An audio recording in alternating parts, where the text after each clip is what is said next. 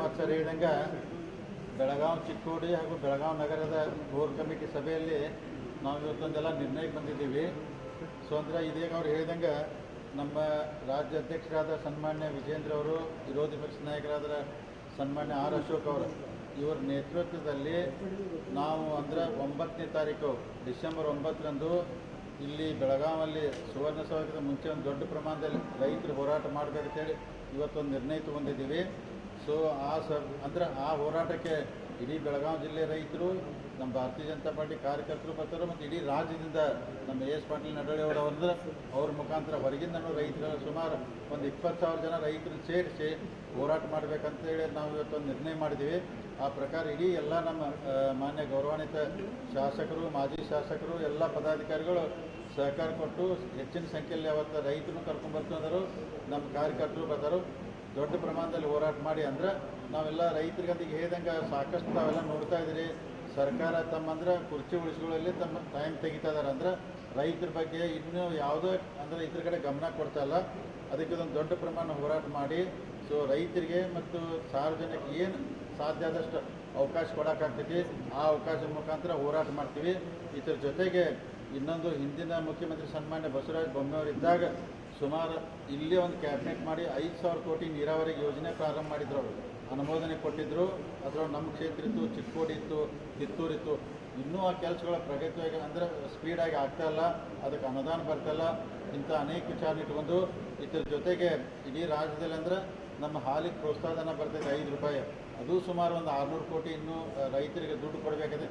ಇಂಥ ಭಾಳ ಅನೇಕ ವಿಚಾರ ಇಟ್ಕೊಂಡು ನಾವು ರೈತರ ಪರವಾಗಿ ನಮ್ಮ ರಾಜ್ಯ ಅಧ್ಯಕ್ಷ ಸನ್ಮಾನ್ಯ ವಿಜೇಂದ್ರ ಅವರು, ಆರ್ ಅಶೋಕ್ ಅವ್ರ ನೇತೃತ್ವ ಇಡೀ ಎಲ್ಲ ನಮ್ಮ ಭಾರತೀಯ ಜನತಾ ಪಾರ್ಟಿ ಶಾಸಕರು, ಬೆಳಗಾವಿ ಜಿಲ್ಲೆ ಎಲ್ಲ ಪ್ರಮುಖರ ಮುಖಂಡರೆಲ್ಲ ಸೇರಿ ದೊಡ್ಡ ಪ್ರಮಾಣದಲ್ಲಿ ಹೋರಾಟ ಮಾಡಿ ಅಂದರೆ ಸರ್ಕಾರ ಅಂದರೆ ಗಮನಕ್ಕೆ ತಂದು ರೈತರಿಗೆ ಎಷ್ಟು ಸಾಧ್ಯ ಆಗ್ತದೆ ಪರಿಹಾರ ಕೊಡೋಕ್ಕೆ ಪ್ರಾಮಾಣಿಕ ಪ್ರಯತ್ನ ಹೋರಾಟ ಮುಖಾಂತರ ಮಾಡ್ತೀವಿ ಅಂತೇಳಿ ಇವತ್ತೆಲ್ಲ ನಿರ್ಣಯ ಮಾಡಿದ್ರೆ. ಇನ್ನು ಮುಂದಿನ ವಿಚಾರನ ಮಾನ್ಯ ರಾಜು ಅವ್ರು ಮಾತಾಡ್ತಾರೆ.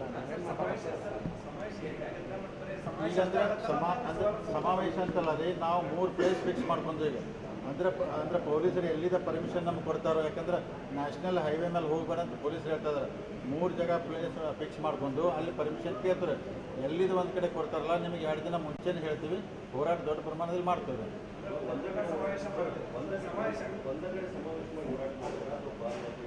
ಪಾದಯಾತ್ರೆ ಮಾಡಬೇಕಂತಿದೆ. ನಮ್ಮ ಕನಿಷ್ಠ 3 ಕಿಲೋಮೀಟ್ರ್ ಪಾದಯಾತ್ರೆ ಮಾಡಬೇಕಂತೇಳಿ ಪ್ಲ್ಯಾನ್ ಇಟ್ಕೊಂಡಿರಿ. ಸೊ ಪೊಲೀಸರು ನಾವು ಪರ್ಮಿಷನ್ ಇವತ್ತು ನಮ್ಮ ಜಿಲ್ಲಾ ಅಧ್ಯಕ್ಷರು, ನಮ್ಮ ಜಿಲ್ಲೆ ವಕೀಲರೆಲ್ಲ ಮಾತಾಡಿ ಪರ್ಮಿಷನ್ ಕೇಳ್ತೀವಿ.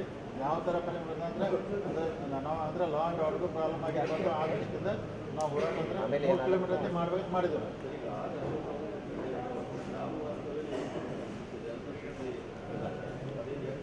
ಇಲ್ಲ ಅದ್ರ ಬಗ್ಗೆ ಇನ್ನೂ ಕ್ಲಾರಿಟಿ ನಮಗೂ ಕನ್ಫರ್ಮೇಷನ್ ಇಲ್ಲ. ಈಗ ಬಂದ ನಂತರ ನೋಡೋಣ ಅವ್ರು ಮಾಡ್ತಾರಲ್ಲೋ ಗೊತ್ತಿಲ್ಲ ರೀ. ಮಾಡಿದರೆ ಒಳ್ಳೆಯದು, ಇಲ್ಲಾಂದ್ರೆ ಮುಂದಿನ ದಿನಮಾನದಾಗ ಮಾಡ್ತಾರೆ. ಅಲ್ಲಲ್ಲ ಆ ಬಗ್ಗೆ ಚರ್ಚೆ ನಮ್ಮ ಮುಂದಾಗಿಲ್ಲ. ಇತ್ತೀಚೆಗೆ ರೈತರು ದೊಡ್ಡದಾಗಿ ಹೋರಾಟ ಮಾಡಿದ್ರು. ಈ ಸೆಷನಲ್ಲಿ ಕೇಳ್ತೀವಿ ಅಂದ್ರೆ ನೀವು, ಆದರೆ ಅಷ್ಟು ದೊಡ್ಡ ಹೋರಾಟ ಇದ್ದಾಗ ಬಿಜೆಪಿ ನಾಯಕರು ಯಾರು ಬರಲಿಲ್ಲ ಸರ್. ಒಂದ್ಸರಿ ಭೇಟಿಯಾಗಿದ್ರು, ಹೊಡಿದೀವಿ. ಆ ಸಂದರ್ಭದಲ್ಲೇ ಮೂಗಿಲಿಕ್ಕೆ ಬರದೇ ಇರೋರು ಈಗ ಹಿಡಿದ ಪ್ರಯೋಜನ ಏನಾಗುತ್ತೆ?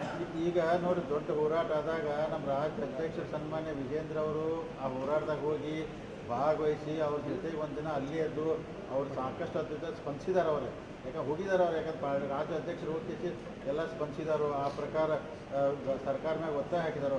ನಾವು ಭಾರತೀಯ ಹೋಗಿಲ್ಲ ಅಂತಲ್ಲ, ನಮ್ಮ ವಿಜೇಂದ್ರ 2 ದಿವಸ ಅಲ್ಲೇ ಇದ್ರು. ಅವ್ರ ಹುಟ್ಟಬ್ಬನ ಅಲ್ಲೇ ಆಚರಣೆ ಮಾಡ್ಕೊಂಡಾರಲ್ಲ. ಸ್ಥಳೀಯ ನಾಯಕರು ರೈತರಿಗೆ ಸಾಥ್ ಕೊಡಲಿಲ್ಲ.